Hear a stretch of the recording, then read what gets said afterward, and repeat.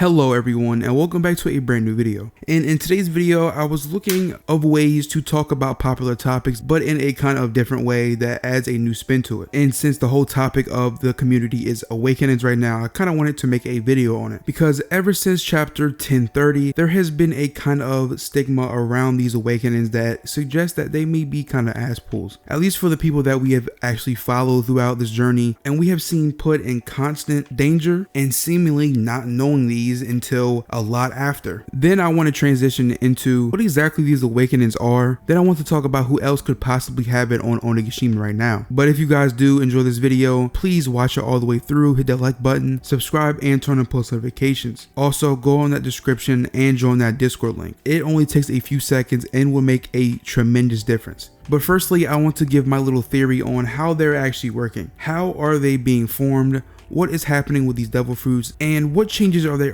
undergoing to actually become awakened? So basically the word awakening would generally mean to become aware of something or something's existence or something that has always been there but is, kind of coming to the light. And I think that these devil fruits are already kind of have these powers, but something has to change in, you or the devil fruit for you to actually be able to use them. Because if you look at the four we already know of that are confirmed, plus the awakened Zoans in Impel Down, the awakened powers aren't something that we wouldn't think would, actually make sense. If you think about it, the awakened Zoans are just more durable. They have regenerative powers. Zoans are naturally bulky, and I'm assuming they would heal a little bit faster than just regular humans. Katakuri and Doflamingo, they can turn their surroundings into the type of substance that their devil fruit is. Doflamingo's case, he can turn other things into strings. Katakuri, he can turn other things into mochi. Look at Kid, he can make other things magnets, and with Law he can make other things be able to have this room over it. He can kind of project it onto an object or something. So this to me suggests that these devil fruit awakenings have always been there, but as the name suggests, they are just coming to the light. It's different from say Luffy's gears because he actually had to learn. It's completely different than you actually just having a random power up, in my opinion at least. And I think Oda is kind of connecting it a bit to haki in the way that every person in the world has haki, but not everyone can just weaponize it and use it in the ways that these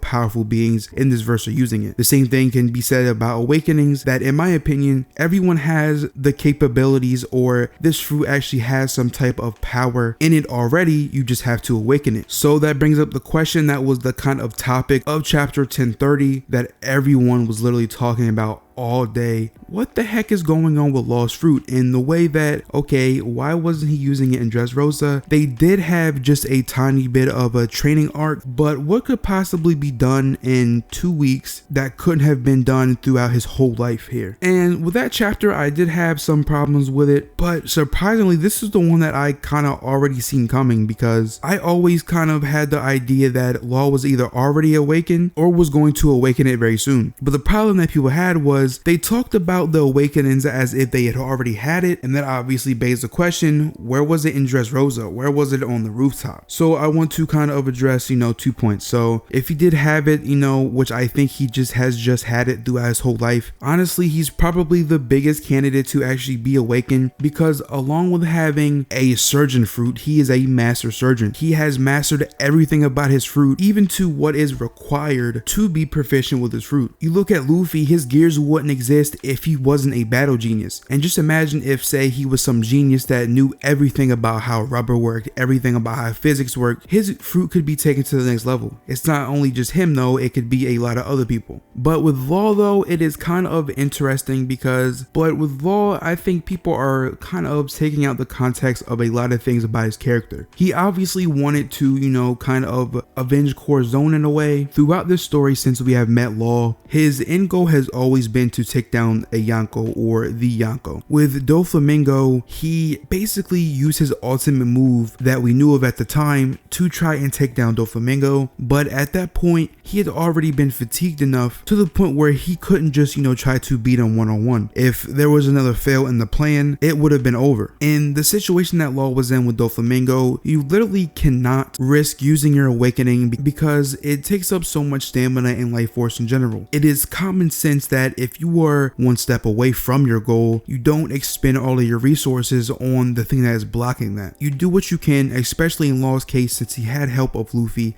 and had kind of grown akin to him and started to kind of trust him. This is a part of his character that we have been stuck with. He, in Punk Hazard, Law mentions how alliances are often ending in betrayal, but the more we go throughout the story, Law begins to actually trust Luffy, and he has this help with him. So in my opinion, it feels like he is kind of saving his resources for the big battle. That begs another question: where was it at during the roof? Honestly, I just kind of reused my other point. It clearly wasn't nowhere near the end of the battle, and Luffy seemed 1000% confident that when Law and Zoro kind of got hit by Kaido, that he could be able to beat him. And that's when, you know, Law teleported Zoro down, started to heal everybody, and let Luffy handle the situation. So in my opinion, he was never in real fatal danger. So to me, everything lines up, and it makes sense that he didn't use it until now, but to each his own, I guess. And lastly, who else do I think has it? Well, we can start off with the obvious of who I think, you know, actually has it. That's, you know, Big Mom and Kaido. I think they at least have it, or they are going to awaken it. Big Mom,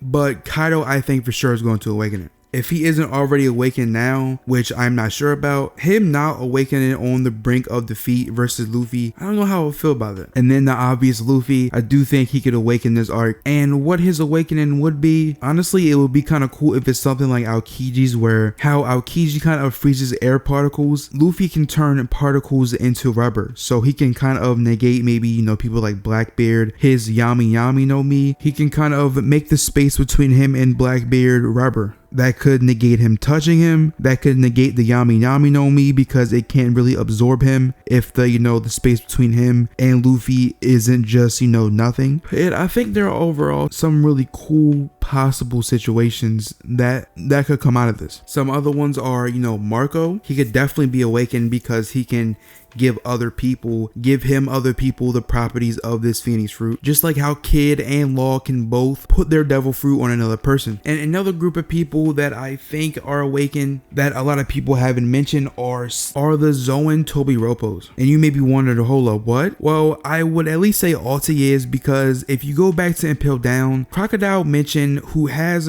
various experiences with the New World and what comes of it. He even warned Luffy and Alabasta that the New World is just disgustingly hard on you as a person. He said that these must be awakened Zoans. They possess very high durability and regenerative powers. And when you look at the Big Mom and Alti fight, when Big Mom absolutely destroyed Alti, and one of the people that were around when that happened, when she got up, they said basically how her outside was kind of healing, but her inside was still messed up from, you know, just the force of the attack. So it seems like she had actually been, you know, regenerating. So that to me shows that at least herself is awakened, but I think it's safe to say that the other ones could be awakened as well. And this especially fits if you do indeed think that the Tobiropo are getting up. Me, I do not, but it is really up for the discussion. I think it is a valid argument to be had. But please let me know in the comments what all of you guys think. Do you guys think that the Tobiropo are awakened? Who do you think is getting it? And or if anyone else on Onigashima is already awakened? If you guys did enjoy this video, please hit that like button, subscribe, turn on post notifications, go in that description and join that Discord for me. And just let me know anything you want me to do in the comments, or just any discussion you want to have. But until next time,